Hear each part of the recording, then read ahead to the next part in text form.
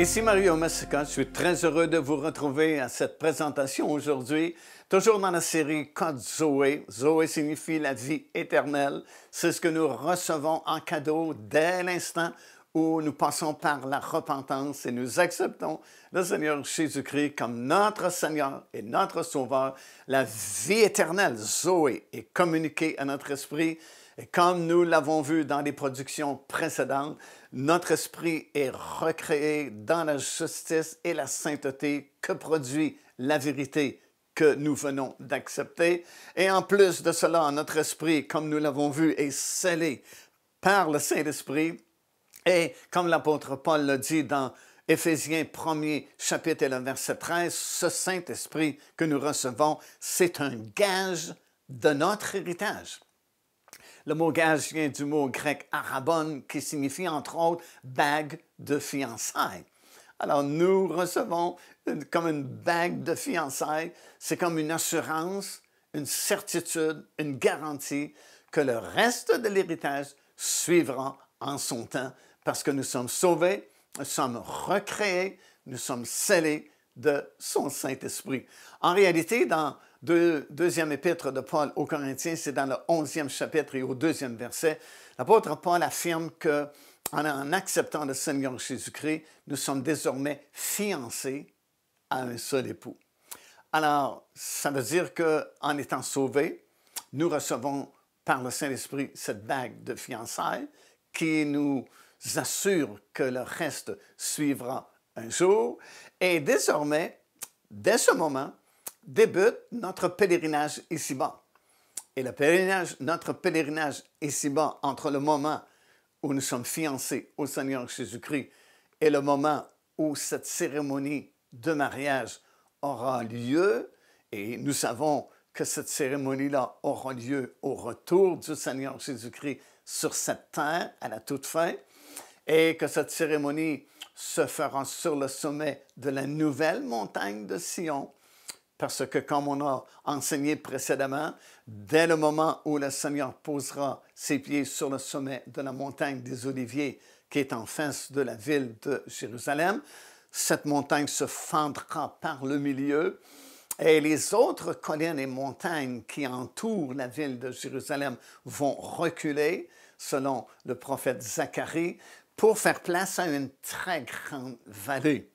Et du milieu de cette vallée, la toute petite montagne de Sion, la colline de Sion, qui existe encore dans la cité de David, à Jérusalem aujourd'hui, va devenir, selon le prophète Ésaïe, la plus haute montagne du monde. Elle va s'élever au-dessus de toutes les montagnes de cette planète. Et sur le sommet de cette nouvelle montagne de Sion sera construit surnaturellement par le Seigneur Jésus-Christ un quatrième et dernier temple et la ville de Jérusalem sera restaurée.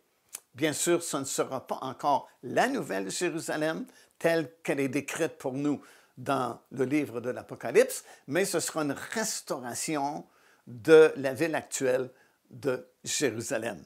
Et c'est sur cette nouvelle montagne, le sommet de cette nouvelle montagne de Sion, qu'aura lieu la cérémonie du mariage du Seigneur Jésus-Christ avec sa glorieuse épouse, suivie du festin des noces de l'agneau.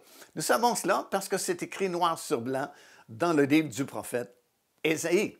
Alors écoutez, dès l'instant où une personne accepte le Seigneur Jésus-Christ, elle est désormais fiancée en attente de la cérémonie de mariage qui aura lieu au retour du Seigneur Jésus-Christ. Alors, entre le moment des fiançailles et le moment de cette cérémonie de mariage, cette époque s'appelle le temps des fréquentations. Tout comme c'est un temps de fréquentation lorsque deux personnes vont se fiancer en vue de se marier plus tard. Et le lieu par excellence où se déroulent les fréquentations entre nous et notre futur époux, c'est dans le lieu très saint, justement comme j'ai enseigné lors de notre dernière production, dès que Jésus-Christ a rendu l'Esprit sur la croix de Golgotha, le voile qui nous séparait de l'accès à la présence de Dieu a été surnaturellement déchiré montrant que maintenant, l'accès sera facile parce que tous ceux et celles qui accepteront le Seigneur Jésus-Christ auront justement ce privilège-là dans une fraction de seconde de quitter spirituellement ce monde charnel et physique et entrer dans le véritable lieu très saint là-haut, dans le ciel. Et c'est là, plus nous fréquentons le lieu très saint, plus nous allons apprendre au sujet de notre futur époux, le Seigneur Jésus-Christ.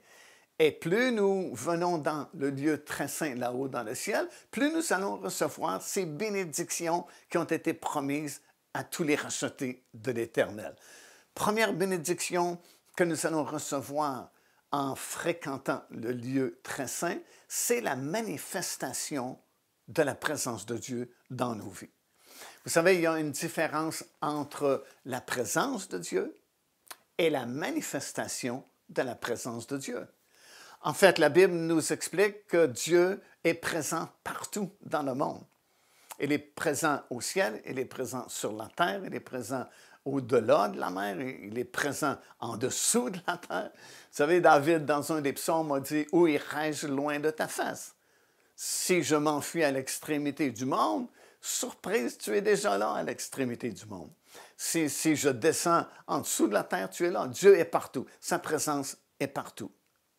Mais sa présence n'est pas manifestée partout. Ça prend certaines conditions pour que sa présence soit manifestée. Mais lorsque nous prenons ce privilège à cœur, le privilège que nous avons d'avoir accès à sa présence et que nous venons dans sa présence, bien sa présence sera manifestée envers nous. Et une des premières choses que nous allons ressentir, c'est justement son amour, son accueil, parce qu'il va nous accueillir les bras ouverts. Pourquoi? Parce que Jésus-Christ a payé le prix. Le voile désormais est déchiré. Il n'y a plus aucun obstacle qui vous empêche, ni moi, ni vous, de venir dans la présence de Dieu. Dieu va manifester sa présence. Et écoutez ceci, c'est dans le psaume 24 et au verset 16, ça dit « Quand on tourne vers lui les regards, on est rayonnant de joie et le visage même ne se couvre pas de honte. » Ça veut dire que déjà physiquement, vous allez ressentir la présence de Dieu. Sa présence va se manifester et ce n'est pas juste l'expérience d'une fois, mais de fois en fois. À chaque fois que vous allez vous présenter dans le lieu très saint, c'est comme si vous allez grandir de gloire en gloire, comme Paul nous enseigne dans l'Épître aux Corinthiens. Vous savez, il y a très longtemps, lorsque Dieu avait demandé à Moïse de monter sur le sommet du Sinaï parce qu'il voulait lui révéler la loi de l'Ancienne Alliance, l'Ancien Testament, Moïse est parti avec Josué et 70 des anciens d'Israël. Ils ont passé quelque temps au pied de la montagne, puis Dieu a appelé Moïse et Josué un peu plus haut. Ils sont donc montés et soudainement, il y a une nuée de gloire qui les a enveloppés pendant une période de 6 jours. Imaginez-vous, 6 jours enveloppés de la gloire de Dieu. Puis la parole de l'Éternel fut adressée à Moïse. Il lui a dit, « Toi seul maintenant, viens jusqu'au sommet de la montagne. » Et là, Moïse est monté et il est demeuré 40 jours dans la présence de Dieu.